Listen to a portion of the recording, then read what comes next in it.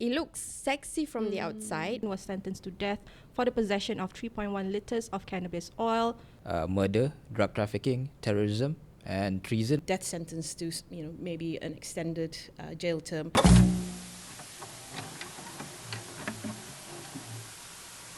Hello again, everybody. Welcome to another episode of Beyond the Headlines. My name is Amalina Kamal, your host for this episode, to help guide you through the week's weekly news update.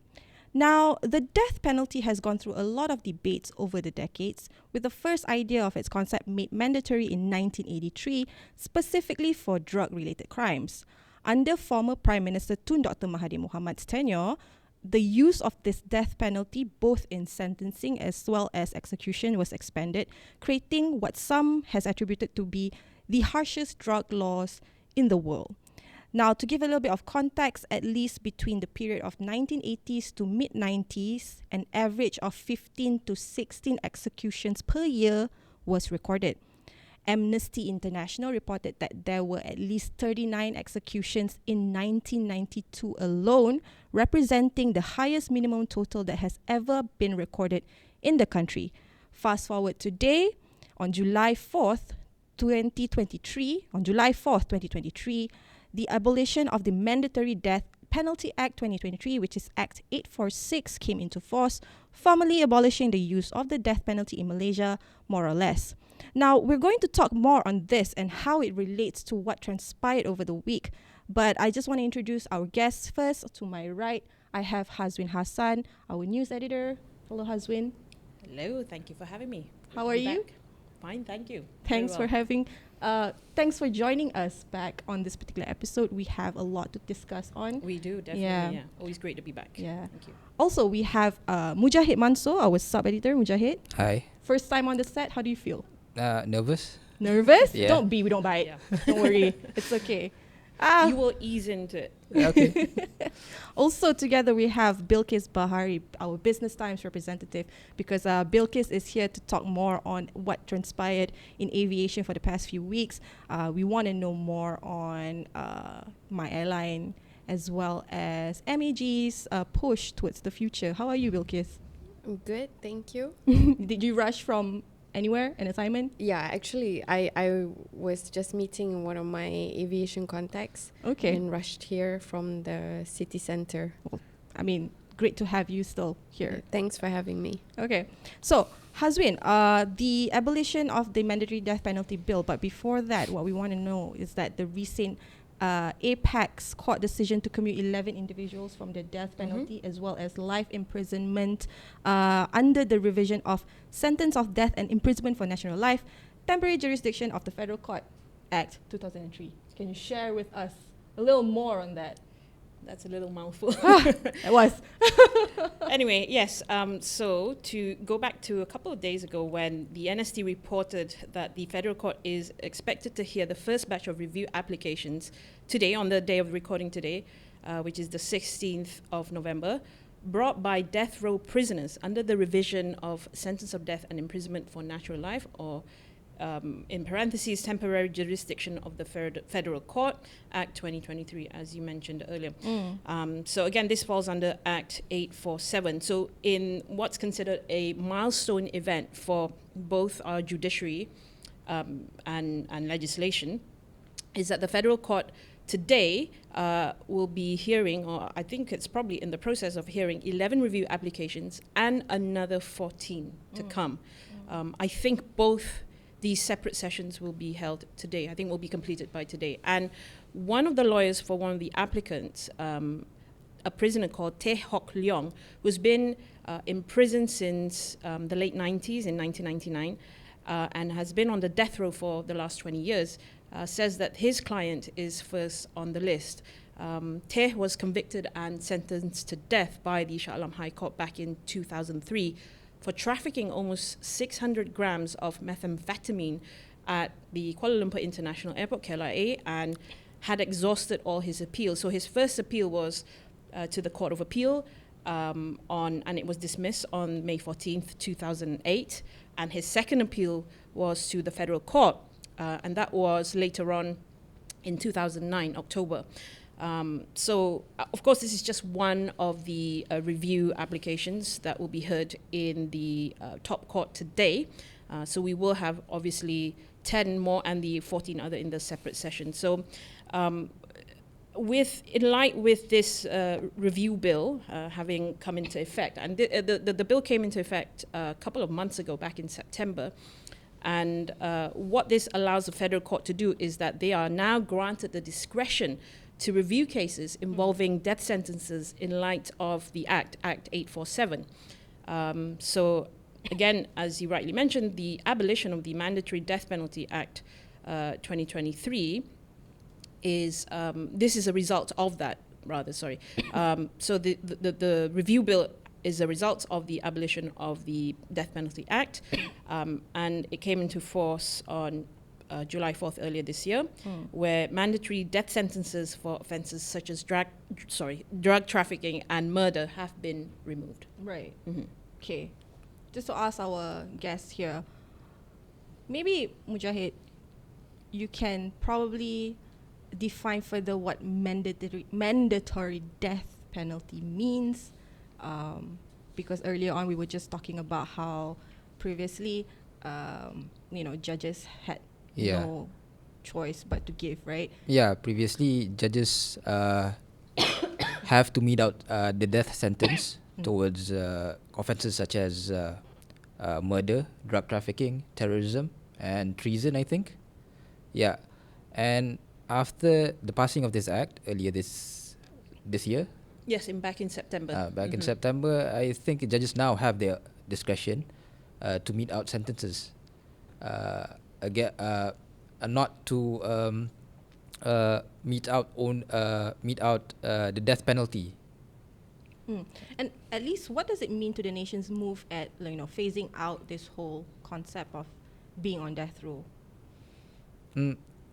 I think it will be our first step towards total abolishment of the death penalty. Yeah, it would give the public a future look on how our system can be reformed into a more rehabilitative justice system. So I mean, this wasn't the abolishment of the death penalty, mandatory death penalty, was only done this year for all offences, right? Yeah. But in 2017, it was already removed for in the Dangerous Drug Act. Right. I mean, the abolition of the mandatory death penalty, specifically for 2023, removes the mandatory death penalty for 12 offences. Yeah. Among them include drug trafficking, murder, treason, and terrorism, and also, removes the death penalty entirely as an option for 7 offences, including attempted murder and kidnapping. So, just a little bit of context. Why there's a lot of criticism towards this, because we have had cases in the past whereby it was scrutinized on whether the sentencing was actually justifiable for certain crimes. For instance, in 2015, Muhammad Luqman Muhammad and his then pregnant wife were arrested for processing and distributing cannabis oil. Now, although his wife was released on August of 2018, Luqman was sentenced to death for the possession of 3.1 liters of cannabis oil, which is about 300 grams of compressed cannabis and 1.4 kilograms of substances containing THC. That's just one case. There's many others, right? Yeah, and I would say a death penalty is a harsh sentence for possession. And not only that, when we put somebody on death row, they would have to stay in prison for 20, probably more years. And that contributes to our current problem of prison overpopulation. The bloating of it. Yes, we do need to relook at how we sentence drug offences, especially minor drug offences. Right. So just to add that, right, in 2016 as well, just to give the grim reality of our death sentence or death penalty, Malaysia actually executed 3 men for murder in what rights group called a secretive hanging, in which the men's families were only given 2 days notice. Now, push aside whatever crime that was committed by the men, but at the end of the day, Amnesty International actually condemned this particular ordeal, saying that it was a last-minute execution of the men accused, So the discussion that we're having today is not necessarily to look into why the death penalty is good or not good, but is the reasoning or the looking at how can we take this particular act into a court and improve it to reflect the current times, right? Correct, yeah. And I think just to add to that, I think doing away with the death penalty means there's more room for actual retribution and rehab to take place. Because at the end of the day, if you're just going to if the state has the right to take away the life of a person, I think where's the lesson in that? Where's the retribution and the the actual learning from the lesson, learning from that offense that was committed? I feel like when we reduce the sentencing and we commute, in this case, commute the death sentence to maybe an extended jail term, there's more chance for society to learn from the mistakes of people. And I think it serves more as sending out a message to society at large to say, well, obviously, don't do that, or else you end up in prison. But the fact that, there's a lot of questions that needs to be answered in terms of when we want to justify capital punishment like the death penalty, mandatory death penalty at that. The first question that comes to mind is the question of morality. Is it morally correct to take the life of another? Who gives that right to the state? It's sort of like the state is anointed with that right to take the life of another. The mandatory right. Mandatory, sense, right? okay. Yeah. So I think that question comes to mind, the moral issue, the moral question, and the other is obviously, what if we take the wrong life? What if that person was wrongly convicted, as has been proven, not in our country perhaps, I'm not quite sure on the numbers on that, but as has been proven in other countries that have now learned from that lesson, learned from their mistakes, and done away with the mandatory death penalty. Just to give a little bit of context to our audience, what natural life imprisonment here means, it's the incarceration of prisoners until death, and that has been replaced by 30 to 40 years prison term. Now, I feel like, of course, this particular, topic on the death sentencing is an ongoing one. We will just have to, circle back and come into how we can actually create a better dialogue when it comes to this, predicament. So, moving on to our next segment, we want to talk about the whole boycott movement towards Israeli-linked businesses and products. Now, we've seen a lot of, support as well as criticism towards this particular movement, but what is certain is that the wave of boycotts targeting products associated with Israel has dealt a significant blow to various food and beverage franchises, and this movement has also led to a notable decline in customer turnout as well as the revenue for numerous well-known establishments. Okay, just to break the ice here, anyone here a boycotter? Not voluntarily. I already don't eat McD or drink Coke. Go to the mama almost every day. Right. Yeah. So I didn't really need to change my any behavior. it's not like a drastic. I think the same for me. Yeah, I'm not your typical consumer where I spend as much as perhaps others, and because you brought up, specifically we're boycotting F&B franchises. So I personally, I rather save my money, buy better quality ingredients and fresh products, and then cook myself. Right. Cook the meals myself at home. So, in essence, I've actually been boycotting consumerism for quite a while. Okay. And that's for a different kind of like. But yeah, I mean, consequently, I think if you're talking about like not frequenting F&B, all these chain restaurants, I've been doing it for a while, and I guess it just so happens that now the trend is that we're boycotting because we're being vocal. We're trying to make a stand against what's happening in Palestine. Right. Right. So, yeah. And I suppose whether or not you are very well informed or you just need a little bit more education on the whole Gaza situation at the moment. What's certain is that, you know, the movement to boycott businesses here locally lacks tactic, and this was actually said by the Boycott, Divestment and Sanction Chairman, Malaysia Division, Chairman Professor Dr. Muhammad Nazari Ismail.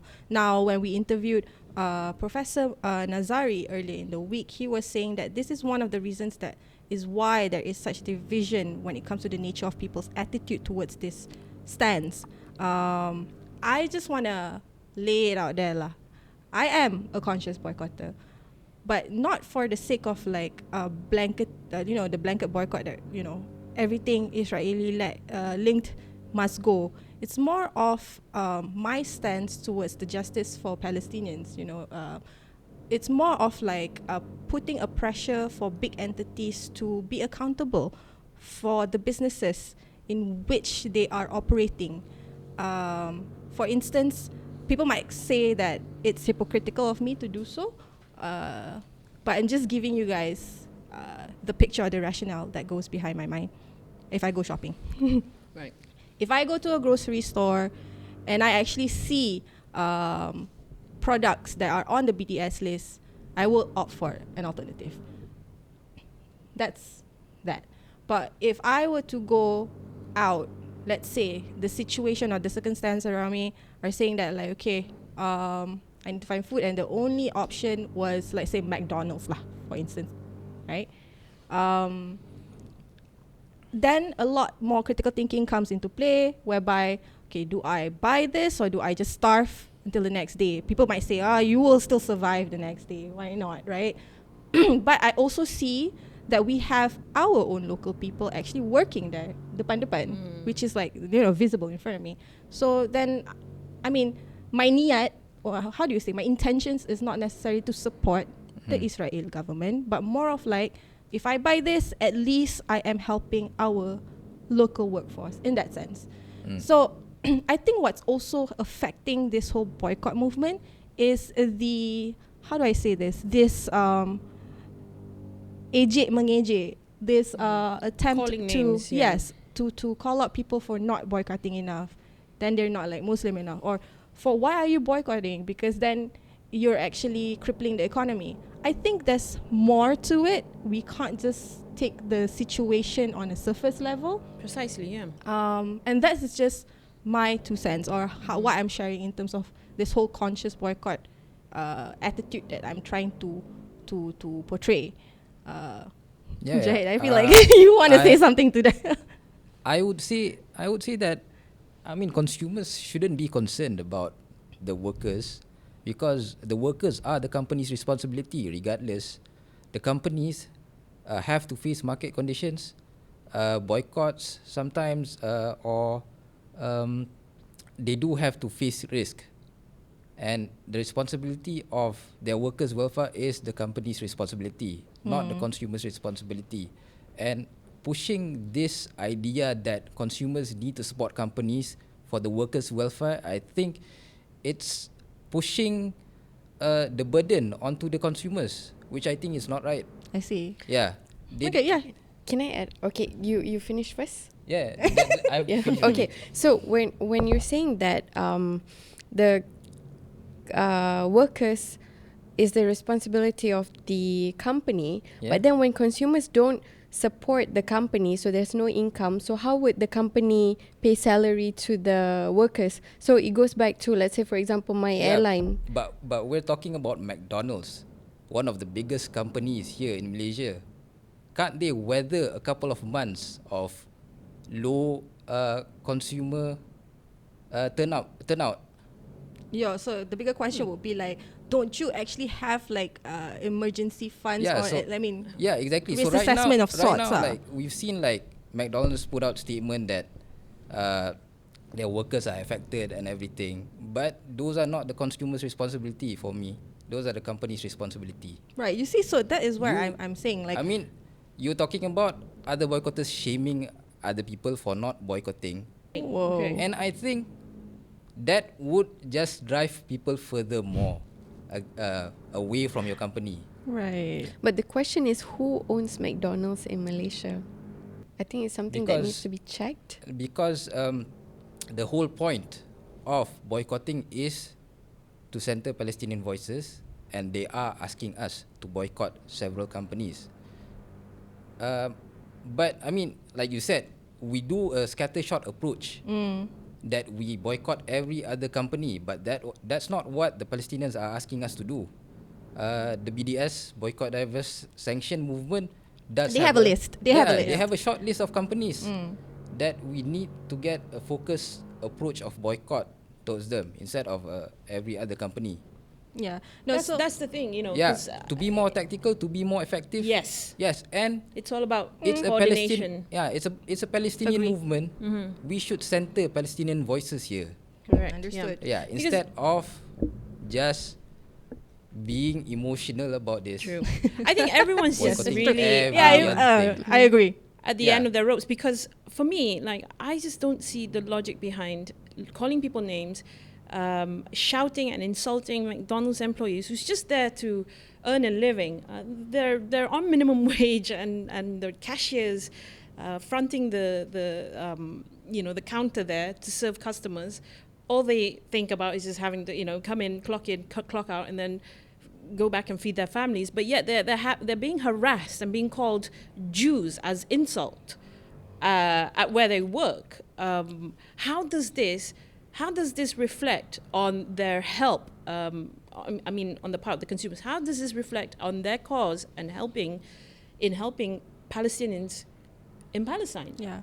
It's crazy to me that they think this is I agree. even remotely helpful and even remotely humane.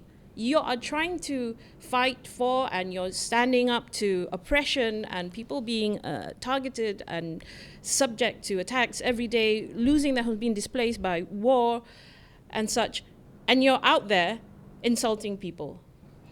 Point taken when it comes to, like, it's not my responsibility to think about the workforce or something. Yeah. But it's quite refreshing for me to hear, because, to be honest, like, for me, there was even one instance where I actually bought McDonald's just for the sake of, I just wanted like a drink at 12 midnight, right? And the drive-thru was open. Yeah, and it's only thing I open. actually got called out for it. Like, they were like, tak boycott ke? Something like that lah. Along those lines. But these were kids. But I'm just telling you, even kids are now saying this, are reflecting this kind of like energy, in which I feel this is why the BDS chairman actually highlighted why Malaysia boycott lacks tactic, because they lack when it comes to the strategy of it, they lack when it comes to the awareness level of it, the attitudes for it, as well as the actual target audience that they want to support, which is the Palestinians. Yeah, the Palestinians. I mean, the workers, the cashiers, they are not making the decisions in the company. So why are we harassing them? Yeah. So harassing them wouldn't change any company direction. I agree with you lah. Shouldn't be harassing the workers. I mean, that's not even what the BDS is asking. BDS straightly said we shouldn't harass workers. Period. Yeah, exactly. period. And We be shouldn't more harass coordinated workers. in your boycott. Anyway, moving on, we have My Airline and Mavcom. So, Bilkis, Mavcom decided to suspend the license of My Airline, deeming, My Airline's response to a show cause letter last month was unsatisfactory.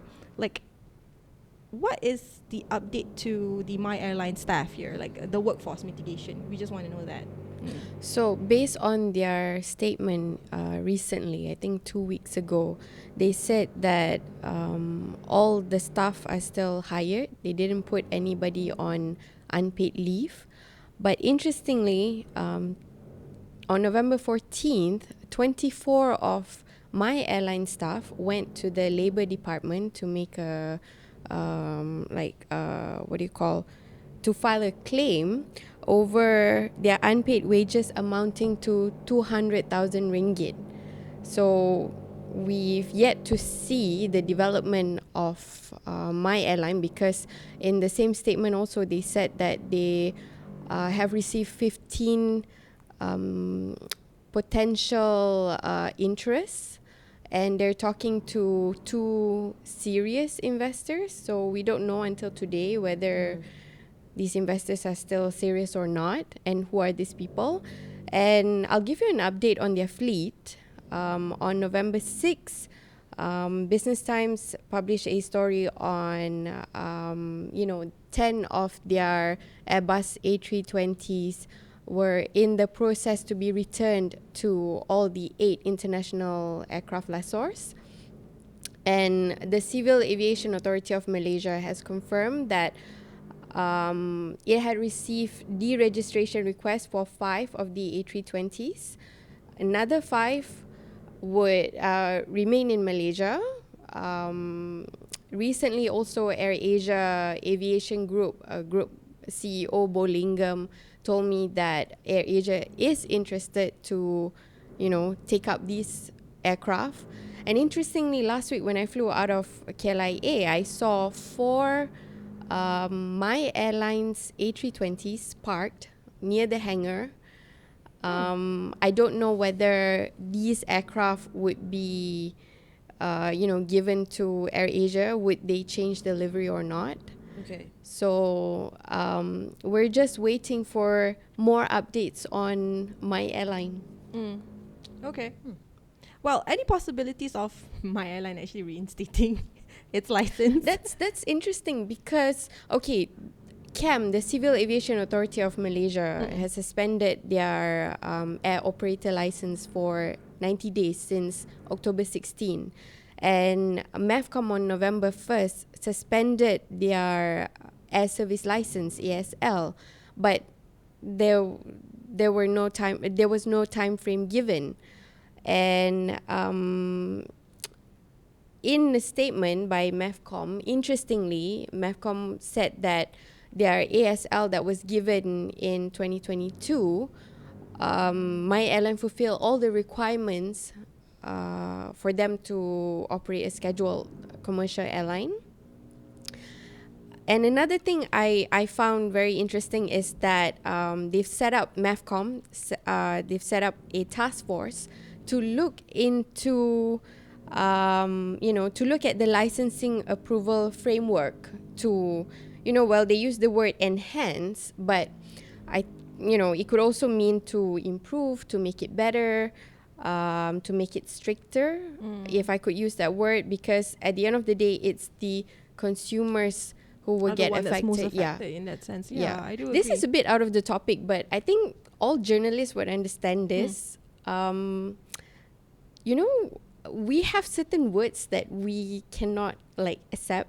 Let's say, for example, to enhance. Like for me, it's to enhance, to further enhance, to further strengthen, inculcate. Yeah, so I would usually try to change it in my story. So I don't know about you guys. What are the words that you want it to be as you want to be as reflective or as close to what is being Is interpreted. it because the word enhance is a bit vague? Yes. Right. It's like, okay, to further enhance, like what does it mean? Exactly. To inculcate, what does it mean? I really can't stand the word inculcate. I get you. Yeah. Okay. Anyone wants to ask anything with regards to My Airlines or like opening a new airline company? I just because you brought up about the potential of if there is any even of My Airline ever reinstating their operating license. If you ask me, I wouldn't want to reinstate their license given their track record. It's just, why would you ever want history to repeat itself? Exactly. It's really like going down a slippery slope. So, I mean, in your view, because you're very familiar with the industry, do you think that we should, even if they stood a chance? Well, my personal view is that we already have Malaysia Aviation Group, which is Malaysia Airlines' parent company. We have Air Asia, and we have Batik Air Malaysia. And these 3 airlines, they focus on different group of travelers. So premium would go to Malaysia Airlines or Batik Air Malaysia. And those who want to fly low cost, they could go to Air Asia. So we already have 3. And our country, Malaysia, we have only 32 million population. It's a very small market.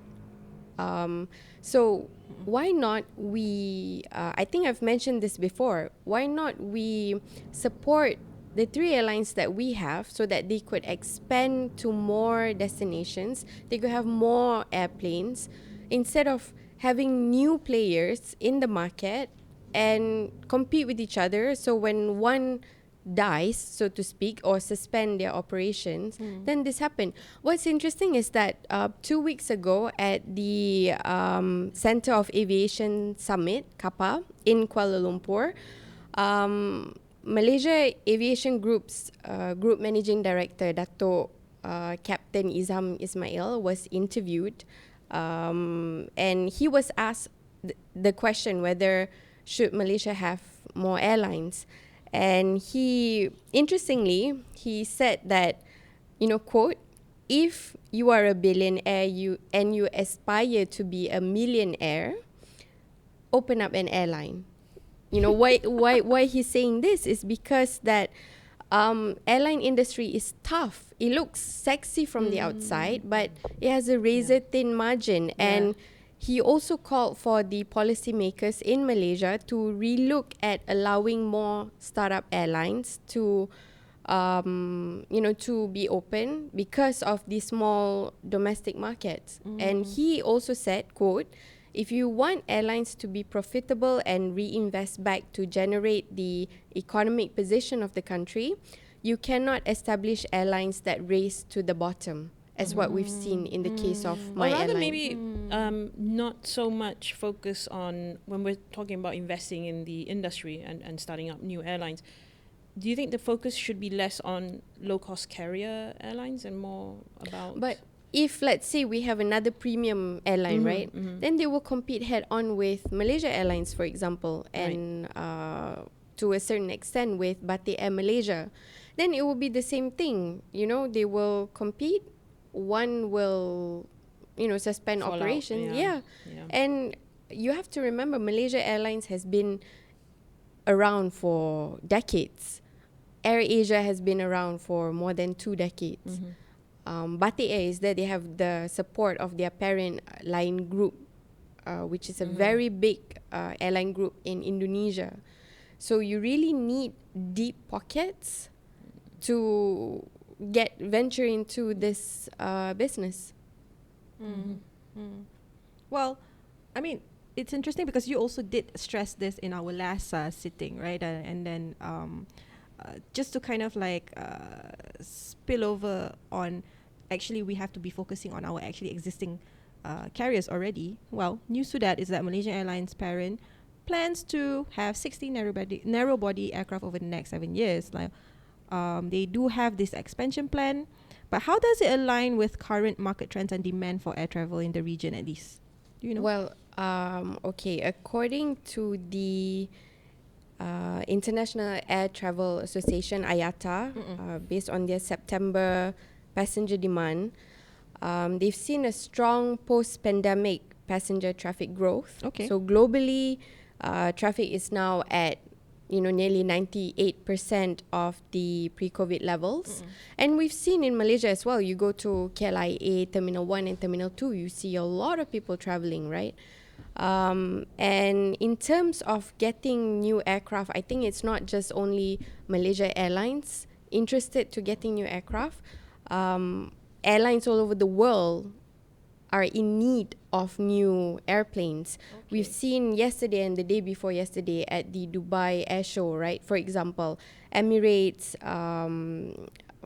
placed $52 billion for 55 additional 777-9 Boeing and 35 additional Boeing 777-8, as well as 15 Dreamliner 15 Dreamliner 10s and 20 Dreamliners 8. And their low-cost carrier, Fly Dubai, ordered 30 787 Dreamliner. Even Kazakhstan's Skat Airlines ordered 7 B737 MAX 8. These are narrow body. And we have Indigo, let's say a couple of months ago, they ordered about 500 Airbus A320s, the biggest aircraft order in the history of aviation.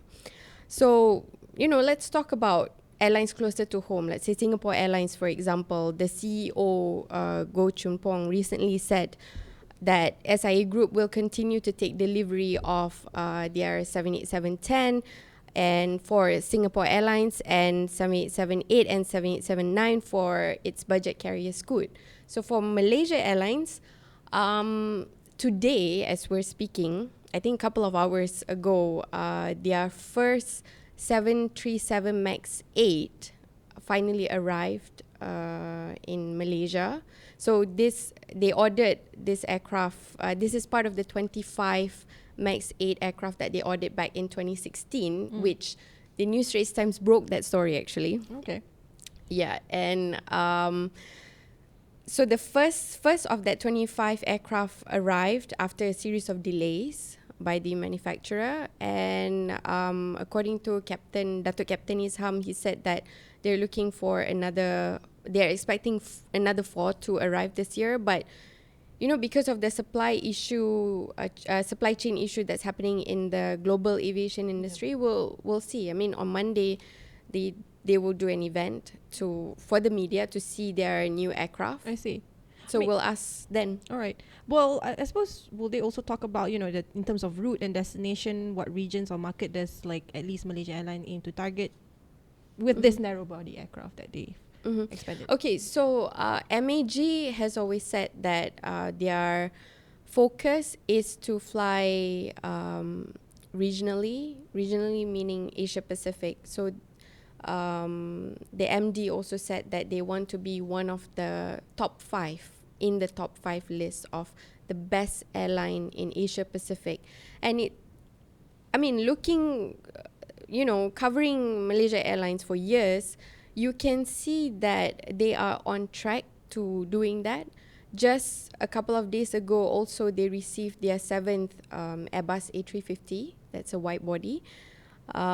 So, from next year onwards, they will receive new aircraft. And I think for airlines, usually it's normal for them to plan out their fleet, fleet strategy, so to speak, because they have to decide, let's say, next year, right, 2024, in the next 10 years, what are the aircraft that they need? Where do they want to fly to based on the passenger demand? And then when they make the order for the aircraft, it's not like buying a car, like tomorrow or next month we can get a car. They have to wait years. Last question, in terms of, because I think not a lot of people know this, but this question still is important. Are there any environmental considerations or fuel efficiency factors influencing the choice of this narrow body decision, purchasing the narrow body aircraft? I think all commercial aircraft, regardless whether it's narrow body or wide body, they're fuel efficient without diving into the specifications of the aircraft, right? Let's take Airbus A350, for example. So it can fly up to 17 hours direct without refueling. And it's one of the most fuel efficient planes in the world. And you have the Boeing Dreamliner, for example, is also the same. So this is because of new technology for the engines, and also the materials that they use to build the aircraft. And speaking of fuel, right, I like to talk about, speaking of environmentally friendly, I like to talk about the sustainable aviation fuel, SAF. So the aviation industry has pledged for the net zero carbon emissions by 2050.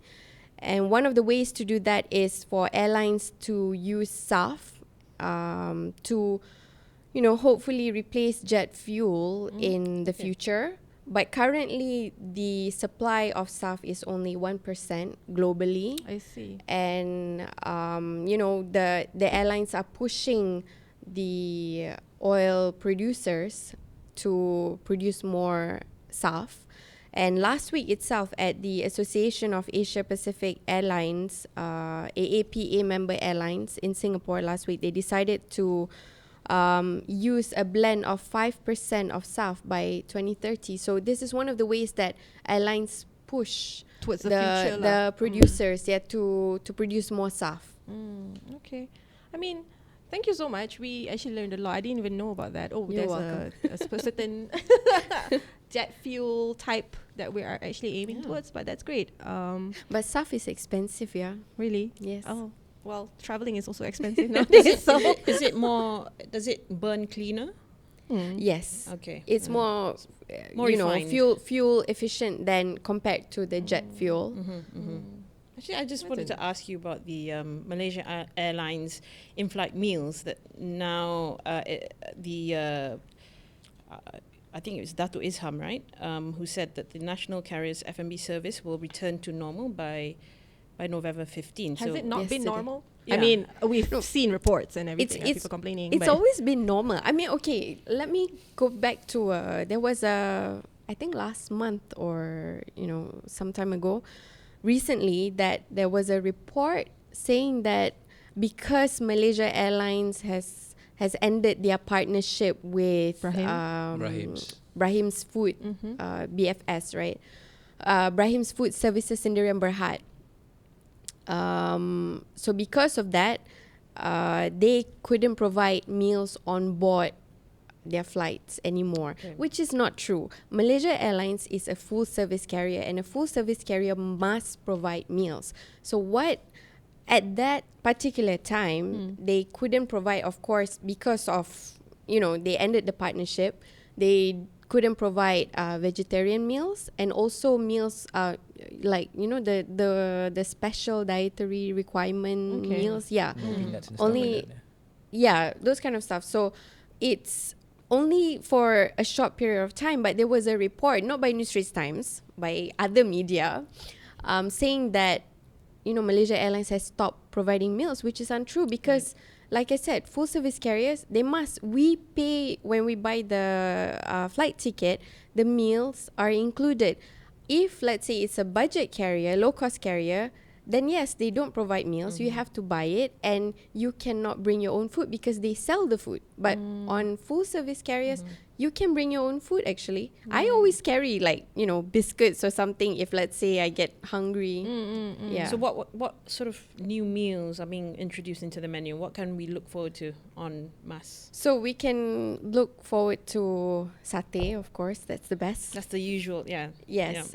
Salted peanuts, still there. That's okay. That's my yeah. favorite. And yesterday, Malaysia Airlines said that they introduced ASEAN-inspired menu. Yeah, because they want to. Yeah, that is part of their earlier new on you did in-flight mention. dining offerings. So if you ever decide to travel, choose your national carrier. Exactly. I mean, yeah, sponsor us. Anyway, thank you so much to our guests for today. I feel like this particular episode was quite insightful and it's quite heated as well. I mean, especially the second half bit.